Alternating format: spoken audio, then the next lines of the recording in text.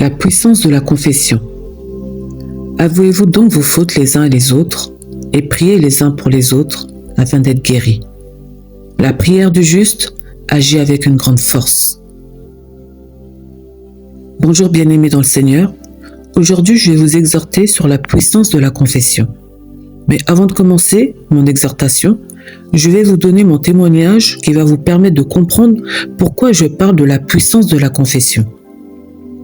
La parole de Dieu nous dit, dans le livre de Romains 10, verset 17, « La foi vient de ce qu'on entend. Le témoignage devient une force créative qui permet à celui qui doutait de se dire « Ok, Dieu est réel. » Il agit encore aujourd'hui. Le témoignage fortifie la foi, brise l'isolement, donne un modèle concret et ouvre le cœur de celui qui avait le cœur fermé. Le témoignage que je vais vous donner maintenant fait suite à mon témoignage sur les faux cheveux.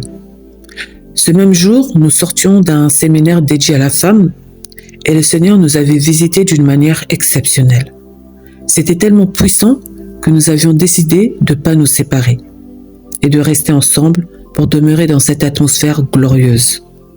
Et ce jour-là, beaucoup d'événements se sont produits, mais aujourd'hui, je vais vous parler d'un événement précis. Étant ensemble, nous avons commencé à adorer l'Éternel et j'ai commencé à être complètement ivre du Saint-Esprit. Et tout d'un coup, un moment de partage, il y a eu un calme et j'ai commencé à être poussé par le Saint-Esprit pour me confesser devant les frères et sœurs en Christ. Et le Saint-Esprit me mettait à cœur ce que je devais confesser publiquement à voix haute. Dans mon cœur, je craignais l'humiliation, la honte, le jugement, mais j'étais tellement rempli du Saint-Esprit que mes péchés cachés ne pouvaient pas demeurer en moi. Ma bouche s'est ouverte toute seule et j'ai commencé à vomir tous mes péchés cachés. Les frères et sœurs qui écoutaient étaient choqués et en même temps dans l'étonnement. Je voulais m'arrêter, mais je ne pouvais pas fermer la bouche. Et lorsque j'ai terminé, il y avait un silence. Et voici ce que l'Éternel leur a dit, à travers ma bouche. Ne la jugez pas. Au même moment, j'ai senti une grande compassion que le Seigneur avait pour moi. Bien-aimés, vous allez vous demander, mais pourquoi le Saint-Esprit l'a poussé à se confesser, bien que le Seigneur nous le recommande dans sa parole? L'Éternel fait grâce à qui il veut. Et ce jour-là, le Seigneur était en train d'accomplir une œuvre. Et la confession en faisait partie. Car le diable m'accusait devant Dieu. Donc pour m'emmener, pour aller plus loin dans son œuvre, il m'a ramené dans la confession publique pour dénoncer mon péché. Ma délivrance a été immédiate. Je n'étais plus condamné et complètement restauré avec une nouvelle identité en Christ. Bien-aimés, il y a une chose qui va dépasser votre entendement.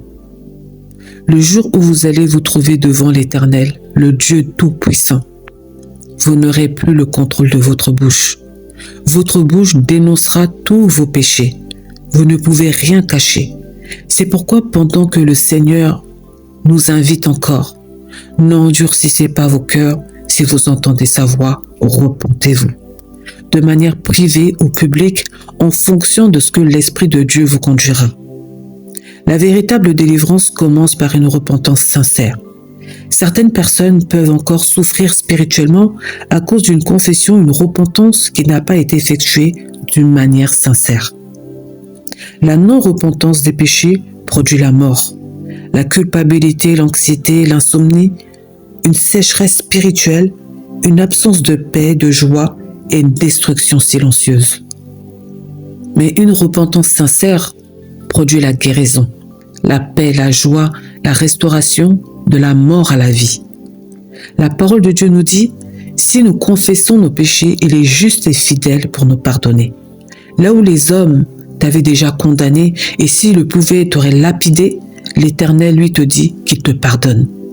Saisis sa main pendant qu'il est encore temps à travers ce message. Ne craignez pas ceux qui tuent le corps et qui ne peuvent tuer l'âme, mais craignez plutôt celui qui peut faire périr l'âme et le corps dans la géhenne. J'aimerais vous laisser avec le psaume 32, versets 1 à 5. le bonheur du péché pardonné. Heureux celui à qui la transgression est remise, à qui le péché est pardonné. Heureux l'homme à qui l'Éternel n'impute pas l'iniquité, et dans l'esprit duquel il n'y a point de fraude. Tant que je me suis tue, mes os se consumaient. Je gémissais toute la journée, car nuit et jour ta main s'appesantissait sur moi. Ma vigueur n'était plus que sécheresse comme celle de l'été. Je te fais connaître mon péché, je n'ai pas caché mon iniquité. J'ai dit, j'avouerai mes transgressions à l'Éternel, et tu as effacé la peine de mon péché. Que ceux qui ont des oreilles écoutent.